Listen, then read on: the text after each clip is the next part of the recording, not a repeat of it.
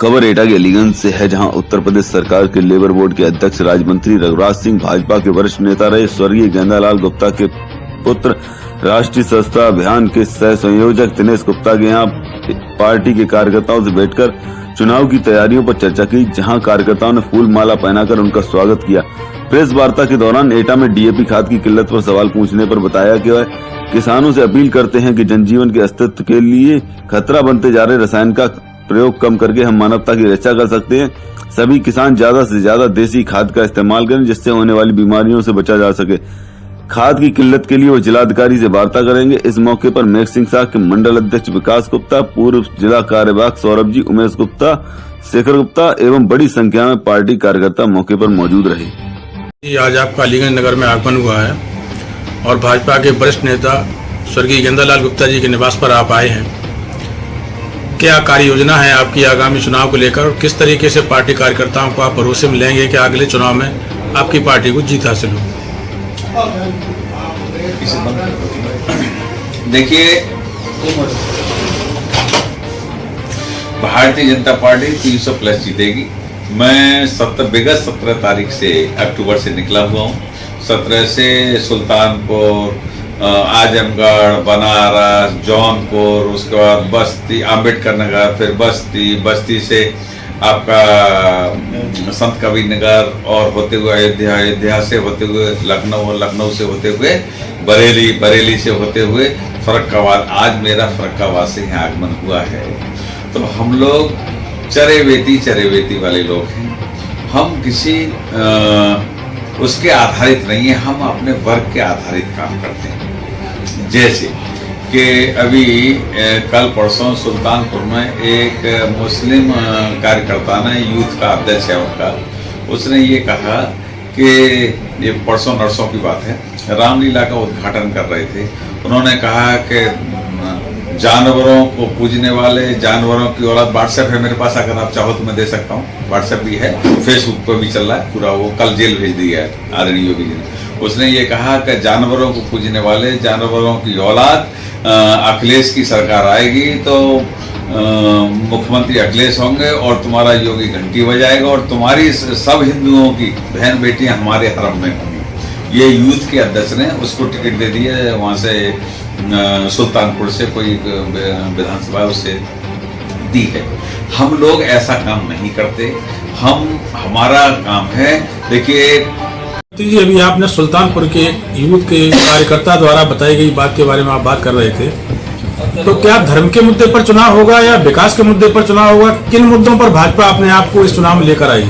हम तो विकास के मुद्दे पर चुनाव लड़ेंगे। सबका साथ, सबका विकास, सबका विश्वास। मैं अलीगढ़ का रहने वाला हूँ और देखिए, मेरे यहाँ 60% मुसलमानों की, मुस्लिम लड़कियों की, मुस्लिम महिलाओं की, मुस्लिम लोगों की मेरे यहाँ संख्या आती है। मेरे यहाँ देखिए, मैं कल एक ही दिन है और आप अचानक मेरे यहाँ आप निरीक्षण कर लें। मैं ये नहीं कहता हूँ कि अतिशयोक्ति होगी, 1000-1500 लोगों में कम से कम 400-500 मुस्लिम महिलाएं होंगी कि किसी को तलाक दे दिया, किसी को घर से निकाल दिया। मैं उनकी सबकी व्यवस्थाएं कराता हूँ। हम सबका साथ, सबका विकास, सबके विश्वास के आधारित चुनाव लड़ेंगे, विकास के मुद्दे पर चुनाव लड़ेंगे। परंतु मैं आपको ये बता रहा हूँ कि दूसरे दल क्या कर रहे हैं। ये व्हाट्सएप अब मैं अभी दे दूंगा आपको, मेरे मोबाइल में है। और व्हाट्सएप नहीं, उसने तो बहुत कुछ कहा है, मैं उन भाषाओं को बोल भी नहीं सकता हूँ, क्योंकि जितने निर्लज्जित आपकी मुसलमान की बेटी और हिंदू की बेटी क्या अलग अलग है क्या? ये शब्दों का उपयोग करना चाहिए क्या? या ईसाई की बेटी और रघुराज सिंह की बेटी अलग है क्या? या क्रिश्चियन की आपके खालसाओं की बेटी या मुस्लिम की बेटी या मेरी बेटी में कोई भेद है क्या? होना चाहिए क्या? नहीं होना चाहिए। लेकिन ये लोग हिंदू मुसलमान बना रहे हैं। लेकिन हमने ये कहा है, ऐसे लोगों के साथ हम कानून जो कार्रवाई करेगी। वो कल जेल गया और जेल जाने से पहले श्रीमान अखिलेश जी ने उसको सम्मानित किया है। तो ये लोग ये भड़का रहे हैं, क्योंकि एक भी मुस्लिम हिंदू दंगा 5 वर्ष में, 7 वर्ष में नहीं हुआ। देश में 7 वर्ष हो गए आदरणीय मोदी जी की सरकार, प्रदेश में 4.5 साल होने जा रहे हैं, एक दंगा नहीं हुआ। तो सपा और बसपा और कांग्रेस की सोच है कैसे भी हिंदू मुसलमान हो। अच्छा, आप ये और बता दीजिए, बदमाश चाहे वो हिंदू हो चाहे वो मुसलमान हो, हमने किसी के साथ नरमी नहीं बरती। हम आदरणीय योगी जी ने कहा प्रदेश छोड़ दो मेरा, प्रदेश नहीं छोड़ते जेल में चले जाओ, 18,500 गुंडे बदमाश जेल में चले गए। और जो नहीं जा रहे हो, तीसरा रास्ता मेरे पास है, ऊपर जाने वाली टिकट हम दे देते हैं। तो टिकटें हमने दी है, एनकाउंटर हुए हैं, दबा के हुए बेईमानों के एनकाउंटर। देखिए मुख्तार अंसारी के होटल को कोई भी उत्तर प्रदेश में किसी बाई के लाल की हैसियत नहीं, केवल आदरणीय योगी जी ही कर पाए। 250 करोड़ की संपत्ति सरकारी जमीन पर कब्जा करके बनाई थी, बुलडोजर से ढा दिया गया। ये हम ही न्याय दे सकते हैं, बाकी सब चोर उचक्के बेईमान हैं सारे, क्योंकि घर में ही सब लोग मुख्यमंत्री होंगे, घर में ही मंत्री होंगे, घर में ही जिला पंचायत होंगे, घर में ही ब्लॉक प्रमुख होंगे, घर में ही नगर पालिका के चेयरमैन होंगे। हमारे यहाँ ये नहीं है। योगी जी के कोई औलाद नहीं है, मोदी जी के कोई औलाद नहीं है। हम तो जिसका भी नंबर पड़ता है वही राष्ट्रीय अध्यक्ष हो जाता है, वही हमारे यहाँ जिसको मौका। ये भारतीय जनता पार्टी ही एक ऐसी पार्टी, लोकतांत्रिक पार्टी है जो जिसमें चुनाव होता है। बाकी तो अखिलेश के अलावा कोई यादव दूसरा क्यों नहीं बनाया? दूसरा यादव बनाना चाहिए ना राष्ट्रीय अध्यक्ष। क्यों अखिलेश ही क्यों भाई? क्यों? मुलायम सिंह का बेटा है। अच्छा मायावती के बाद कौन? उसका भतीजा। अच्छा ये बताइए सोनिया जी के बाद कौन? राहुल जी। हमारे यहाँ सिस्टम ये नहीं है, खानदान वाला सिस्टम इन तीनों पार्टियों में है, और तीनों बेईमान पार्टियां देश की। इन्होंने देश के साथ गद्दारी की, प्रदेश के साथ गद्दारी की। आज आप देख रहे हैं 4 लाख किलोमीटर हमने हाईवे बनाया है, पूरे भारत 4 लाख। आप सड़कों में चलते हैं ना? चलते हैं क्या नहीं? आप ही लोग बताइए। लोकतंत्र का चौथा स्तंभ है। आदरणीय गडकरी जी ने, आदरणीय मोदी जी ने, आदरणीय योगी जी ने आज उत्तर प्रदेश की हालत इतनी अच्छी कर दी है।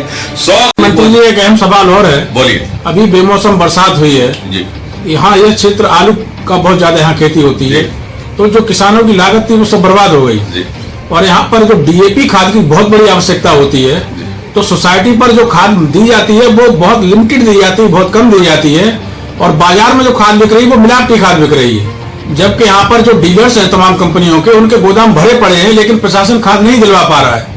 तो किसानों किस तरीके से, आप एक तरफ कहते हैं किसानों के मसीहा है, किसानों के लिए सब कुछ करेंगे, लेकिन इस हालात में उनकी मदद क्यों नहीं हो रही? प्रशासन उनकी मदद क्यों नहीं कर रहा है? खाद उनको क्यों नहीं मिल पा रही? मैं भी किसान हूँ, मैं आपको बता रहा हूँ, ये डीएपी से, यूरिया से हमारी जमीन रेह हो गई है। जो हम लोग पूर्वज जो हमारे करते थे आज से 25-30 साल पहले, जो उसकी रोटी बनती थी, आज बताओ ईमानदारी से आप लोग लोकतंत्र का, हम कह रहे हैं इसको कम करते जाओ और अपने देसी खाद पे आओ। फिर से देसी खाद पे आओगे तो देश का, क्योंकि ये जितनी बीमारी हो रही है ये सब इन खादों के कारण हो रही है। क्योंकि उस समय जैसे हमारे देश में डालडा घी नहीं खाते थे, चाय नहीं पीते थे, क्या गोबर की खाद डालेंगे लोगों को खाद नहीं मिलेगी? मेरा कहना सभी से, मैं भी किसान हूँ, मैं हाथ जोड़ के अन्नदाता से निवेदन करूंगा कि हम देसी खाद का उपयोग भी धीमे धीमे करना शुरू करें, नहीं तो ये खेती बर्बाद हो जाएगी।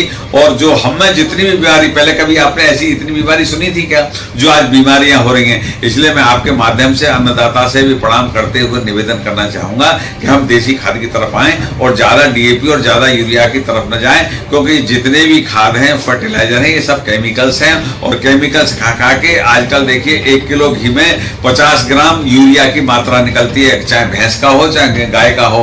तो यूरिया हम सब खा रहे हैं, इनके कारण हमारा स्टेमिना अब कम हुआ है। लेकिन फिर भी हिंदुस्तान के वासियों का स्टेमिना अच्छा है कि 135 करोड़ में केवल 4 लाख लोगों की मोर्टेलिटी रेट हुआ है, और 33.5 करोड़ अमेरिका में 6.5 लाख। तो इसलिए हमारा हिंदुस्तान बहुत अच्छा है। आदरणीय मोदी जी का मैं बहुत बहुत आपके माध्यम से प्रशंसा करना चाहूंगा कि उन्होंने इस मेरा मुद्दा ये है कि किसानों को खाद मिल पाएगी या नहीं मिल पाएगी? मिलेगी, न्याय होगा। और अगर कोई आपको कब मिलेगी और कैसे मिलेगी? बुआई का समय तो निकला जा रहा है। डीएम से अभी बात करते हुए जाऊंगा, यहाँ से फोन से भी बात करूंगा, और मैं कहूंगा कैसे। मुझे अभी पत्रकार बंधु ने बताया अलीगढ़ में माननीय योगी जी जनहित की तमाम योजना चला रहे हैं, लेकिन नीचे जो उनको जो पात्र है उनको नहीं मिल पा रही है। और आप कह रहे हैं सारी योजना बहुत बढ़िया है, केवल कागजों पर ही बढ़िया है क्या? नहीं साहब, कागजों पर नहीं है। मैं अभी खुद देख के आ रहा हूँ। अभी देखिए मोहम्मदाबाद विधानसभा, आपके फर्रुखाबाद में विधानसभा नाम बदल गया, उसका कुछ और हो गया, पहले मोहम्मदाबाद थी।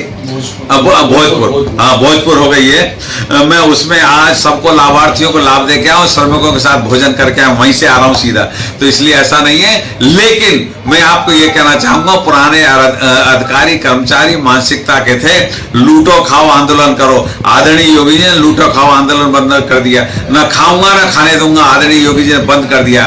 तो इसके कारण कभी कभी कहीं कहीं कोई शिथिल हो जाता है। लेकिन अगर ऐसे लोगों की सूची आपके पास है तो आप मुझे दीजिए, आदरणीय योगी जी के पोर्टल पर डालिए। पूरे जनपद में कोई सहकारी समिति ऐसी नहीं है जहाँ सैकड़ों किसान लाइन लगाए। मुझे मेरा निवेदन है, एक तो लिखित में आप दे दीजिए, थोड़ा मुझे देखिए, ऐसे मुझे वो याद भी नहीं रहेगा, आप लिखित में दीजिए। वैसे मैं डीएम से भी वार्ता करूंगा, आपके पत्रकार वार्ता के बाद ही वार्ता करके फिर मैं, आप लोग चाहो तो 1 घंटे बाद मुझसे पूछ लेना, और मैं आदरणीय योगी जी को भी इसकी सूचना दूंगा।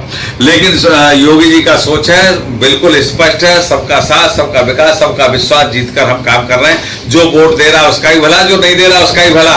और 300 प्लस में आदरणीय योगी जी के नेतृत्व में पुनः सरकार बनने जा रही है, ये मैं आपको बधाई आपके माध्यम से देना चाहता हूँ। लोकतंत्र के 14 स्तंभ आप ही हैं। जय हिंद, जय भारत, धन्यवाद।